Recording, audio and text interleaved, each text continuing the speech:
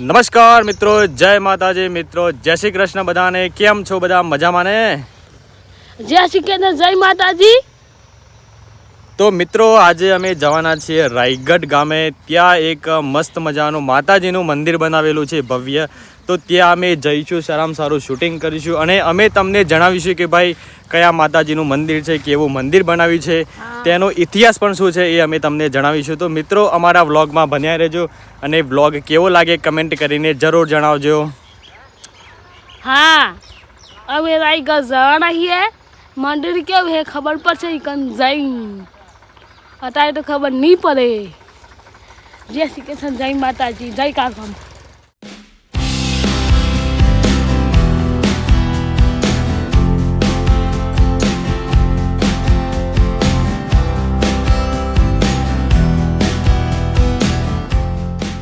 તો દર્શક મિત્રો અત્યારે અમે આવી ગયા છે સાબરકાંઠા જિલ્લામાં આવેલ હિંમતનગર તાલુકામાં રાયગઢ ગામે, જ્યાં એક રાયગઢના બાજુમાં જ લોખાણ કરીને એક ગામ છે, ત્યાં ભમરેશ્વરી માતાજીનું મંદિર છે. તો ચલો અત્યારે અમે ઉપર જઈએ અને માતાજીના મંદિરના દર્શન કરીએ અને તમને પણ જણાવીએ કે ભાઈ કેવું મંદિર છે, એનો ઇતિહાસ કેવો છે.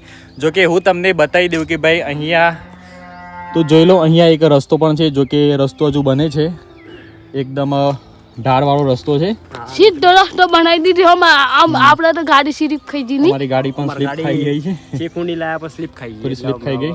અને તમે જોઈ શકો છો આ બાજુ સાઈડમાં જ પગથિયા છે, જે પગથિયા ઉપરથી આપણે ચડવાનું હોય છે અને પછી તમને ભમરેશ્વરી માતાજીના દર્શન થશે. તો ચલો ભાઈ આપણે ધીરે ધીરે કરીને જય માતાજી કરીને બોલતા બોલતા આપણે પગથિયા ચડીએ અને થોડી જ વારમાં આપણે ઉપર જઈ અને માતાજીના દર્શન કરીએ. બોલો, જોર સે બોલો જય માતાજી, जोर से बोलो જય માતાજી, प्यार से बोलो जय माताजी, प्यार से बोलो જય માતાજી, जय माताजी, जय माताजी, જય માતાજી, જય માતાજી. चलो गाइस. ચલો ગાઈ.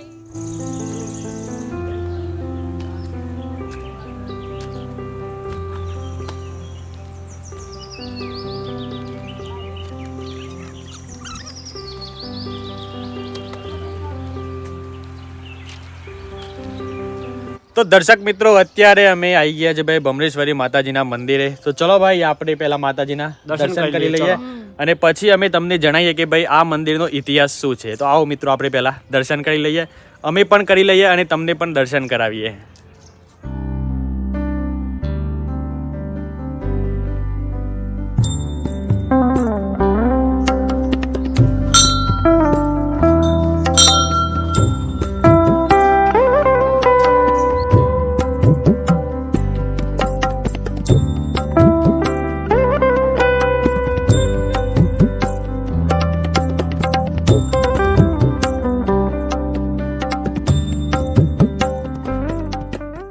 તો મિત્રો અમે ભમરેશ્વરી માતાજીના દર્શન તો કરી લીધા અને અહીંયા ગણેશ ભગવાનનું પણ મંદિર આવેલું છે અને બાજુમાં બે રવદાદાનું પણ મંદિર આવેલું છે.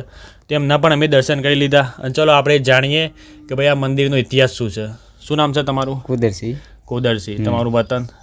લુખાણ. આ લોખાણા જ ગામ છે ને તમારું? લુખાણ. તો આ મંદિરનો ઇતિહાસ જણાવો તમે, કઈ રીતના મંદિર સાહેબ, આ બનાવ્યું? મંદિરનો ઇતિહાસ એવો છે કે સાહેબ અમારે જૂની ગામ હતું લુખાણ, ત્યાં મોકરી ડેમમાં, ત્યાં ડુબવાટમાં ગયું, મોકરી ડેમ બન્યું એટલે અહીંથી ઉઠીને અહીંયા આવ્યા.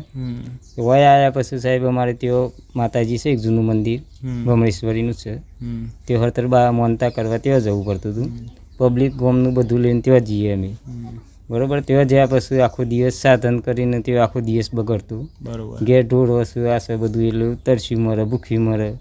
એના લીધે સાહેબ અમે એવી માનતા કરી કે સાહેબ ત્યાંથી દીવો લાવી જૂના મંદિરથી અને હોય નવું મંદિર બનાવીએ. બરોબર. એટલે બધું સેફટી મળે આપણને, જમવા પબ્લિકને ટાઈમસર મળે, સેવા કરવા ટાઈમસર મળે. એટલે પછી અમે અહીંયા લાવ્યા. બરોબર. અને આપણે આ ભમરેશ્વરી માતાજી ખરો, એમની મોનતા શું રાખવાની? માનતા સાહેબ સુખરી જ છે. બરોબર. સુખરીને સિફર એલોમાં કઈ રીતનું છે? રાખવાની આપણે? બાધા એટલે સાહેબ સંતાન ના હોય આપણે, હા, એટલે સંતાન ના હોય એટલે એના માટે માનતા રાખીએ. બરોબર. બાબો થાય તો 5 કિલો ઘીની હુખરી કરવી પડે, બેબી થાય તો 5.25 જીની હુખરી કરવી પડે. બરોબર. આજ સુધી કેટલું પરિણામ મળેલું? ઘણું સાહેબ પરિણામ અમારે તો ઘણું સાહેબ. 100% પરિણામ. 100% પરિણામ. બરોબર. તો આજુબાજુના ગામના લોકો આવે ખરા? હા સાહેબ, આવું આવું. કોઈ પ્રોગ્રામ તઈ રાખો ખરા પૂનમના દિવસે કો તો પૂનમના દિવસે નહીં રાખતા સાહેબ, પણ અમે નવરાત્રિ આવું ને એટલે દશેરાના દિવસ સાહેબ ભયંકર પ્રોગ્રામ થાય અહીંયા. બરોબર. જમણવાળા હવદી થાય, હવન કરાવીએ માતાજીનું, બધું પ્રોગ્રામ થાય. બરોબર. અને બીજું તમારે કોઈ જણાવવું હોય તો જણાવી શકો છો. બીજું તો સાહેબ માનતા તો પબ્લિક કોઈ દુઃખી હોય, આશા નાશે તો કોઈ માનતા રાખે તો એમના જાતે આવીને હોય કરી જોઈએ. કોઈ તકલીફ હોય, આશા નાશે શ્રદ્ધા રાખીને સાહેબ મનથી રાખો તો તમારું કામ થાય, અવશ્ય થાય. બરોબર ને? બરોબર. તમારું ગામમાં કેટલો સંખ્યા કેટલી તમારી ગામની? અમારા ગામની સાહેબ 200 જેવી થશે. 200 છે. નાનું ગામ છે ને? નાનું ગામ સાહેબ. બરાબર. 21 ઘરની વસ્તી છે સાહેબ. 21 ઘર. 21 ઘર. એટલે તમારું પેલા વતન કયું હતું? જૂની લુખાણ હતું સાહેબ, મોકરી ડેમમાં. મોકરી ડેમ. બરોબર. ત્યાં લુખાણ જ હતું. હા. અને મને આ નવું બનાવ્યું સાહેબ. નવું. ત્યાં તમારે કેટલો મકાન છે બધો? અત્યારે તો 10 જેવો થશે. બરોબર. એટલે મને તો અલગ કેમ કરવું પડ્યું સાહેબ? ડેમ બની ગયો એટલે અલગ અમુક કોઈ ત્યાં રહે અને અમુક અહીંયા નહીં આવે. જમીનના કારણે સાહેબ. અમને જમીનની અગવડતા બધી. અમને અહીંયા જમીન મળી, કોઈને રાજેન્દ્રનગરમાં મળી, કોઈને આથરોલમાં મળી, એ રીતના જેમ બધા ખેદાઈ જાય. બરોબર. તો મિત્રો તમારે પણ કોઈને સંતાનનો પ્રોબ્લેમ હોય તો તમે અહીંયા આવીને માનતા રાખો, સાચા મનથી રાખો ને સાચી શ્રદ્ધાથી રાખો તો તમને 100% પરિણામ તો મળે. અને જે આપણે બાધા હોય એ બાધા કરી દઈએ પણ પરિણામ મળે. તો ચલો તાર મિત્રો, આપણે આ મંદિરના ઉપરથી સરસ મજાનો જે નજારો દેખાય છે ગામનો, તો ચલો આપણે પહેલાં એ જોઈ લઈએ. ત્યાં થેન્ક યુ, તમારો ખૂબ ખૂબ આભાર. જય માતાજી.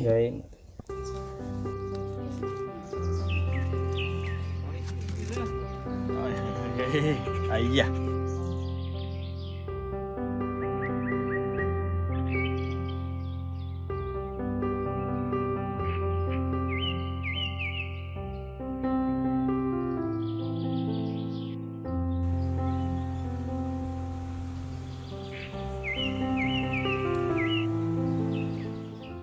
તો મિત્રો તમે લોકોએ જોયો ભાઈ ઉપરનો કેવો નજારો છે, એકદમ સુંદર મજાનો સૌંદર્ય વાતાવરણ થઈ રહ્યું છે અત્યારે. જો કે હમણાં થોડા પહેલા થોડો ઘણો વરસાદ પણ આવી ગયો અચાનક.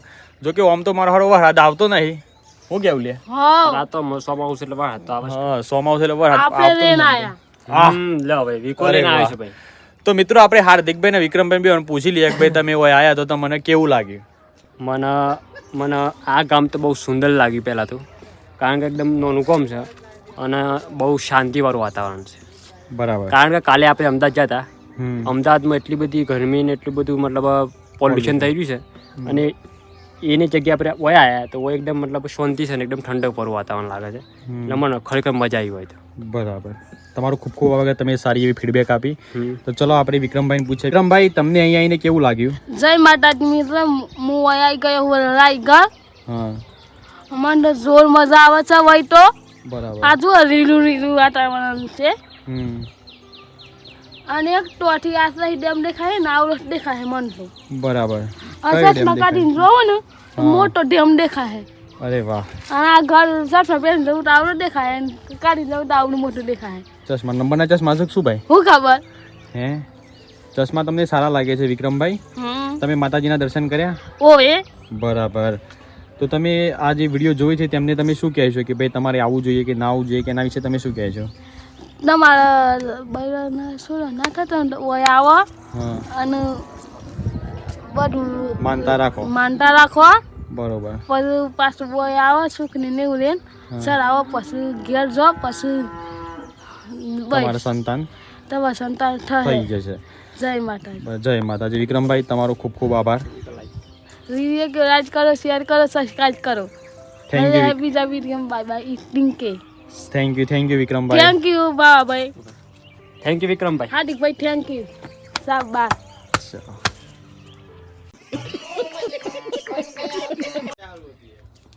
ઉતરો. હા, ચાલે ને વિક્રમભાઈ ખરા. તો મિત્રો અત્યારે હાલ અમે જઈ રહ્યા છીએ ભાઈ, એક રામ ભગવાનના નામનો પથ્થર મળેલો છે આ ગામમાં.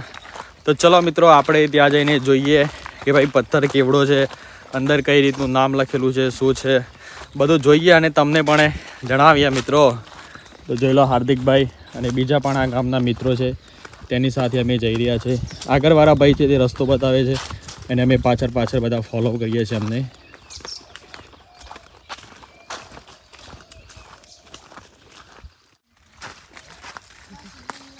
તો ગાઈઝ આગળ જતા રસ્તો બહુ જ ભયંકર થતો જાય છે. જોઈ લો હાર્દિકભાઈને વાત જાણે એડવેન્ચર કરી રહ્યા એવું લાગી રહ્યું છે. શું કેવું હાર્દિકભાઈ? મજા આવે છે ને? ફૂલ મજા આવે છે. અચ્છા, થાકે લાગે છે. થાક તો લાગે જ કે આ કામ એવું છે. ડુંગર ચડવાનું એટલે. તો મિત્રો ચાલતા અત્યારે અમને થોડો ઘણો થાક લાગ્યો છે. તો અત્યારે હાલ અમે ઊભા છે ભાઈ અહીંયા એકદમ સરસ મજાનું જંગલ છે ભાઈ.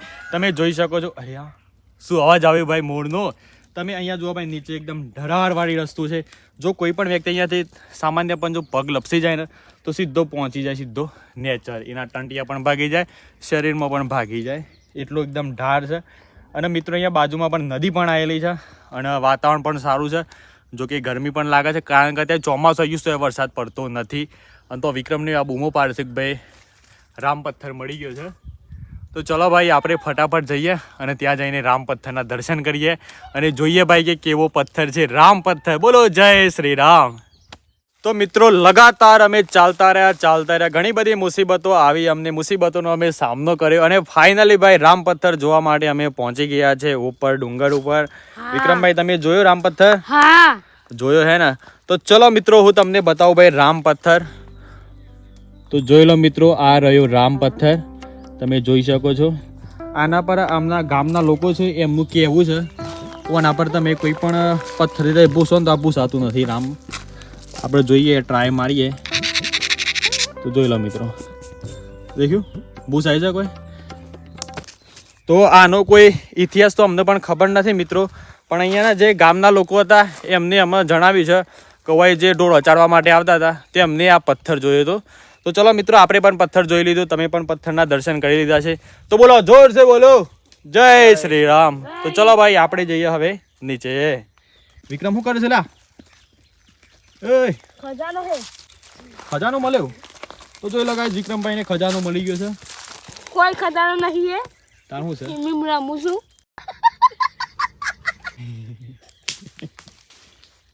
હાર્દિકભાઈ ચલો ચલો તાર નીચે. ઉપર જવું છે, નેચર જવું છે. નેચર આમ તો ના, આમ તો થાક્યા છીએ આપણે. આમ તો આમ સેમ ને સર યાર. સમસમ આવ્યા અમે તો હોતા ઉપર ચડીએ હું એકલો. હતા. ભૂયું તો બીક લાગે. વિક્રમ કેવું લાગ્યું? ડુંગર કેવું લાગ્યું તમને? એક નંબર. એક નંબર લાગ્યો હે ને? હા બરોબર. હાર્દિકભાઈ તમને કેવું થયું? અહીંયા કેવું લાગ્યું? મસ્ત ડુંગર છે. બરોબર. અને જો મિત્રો તમારે આ પથ્થર જોવો હોય તો આ પથ્થર આપણા સાબરકાંઠા જિલ્લાના હિંમતનગર તાલુકામાં આવેલ રાયગઢ ગામના બાજુમાં એક લોખાણ કરીને ગામ છે તેના ડુંગર પર આવેલો છે. તમે પાછળ પથ્થર જોઈ શકો છો રામ ભગવાનનો, જેના પર રામ લખેલું છે. તો ચલો મિત્રો તમને અમારો વિડીયો કેવો લાગ્યો? ભાઈ સારો લાગે તો લાઈક કરી દેજો, ચેનલ પર નવા હોય તો ચેનલને સબસ્ક્રાઈબ કરી દેજો. ચલો મળીએ એક નવા વિડીયોમાં. ત્યાં સુધી તમારું ધ્યાન રાખો, તમારા પરિવારનું ધ્યાન રાખો. Bye bye and take care. હા ચલો ઘેર. ક્યાં ચાલો આપવાના નાખું માસું ખાવા આવું. આ મારો સાબરકોઠો આ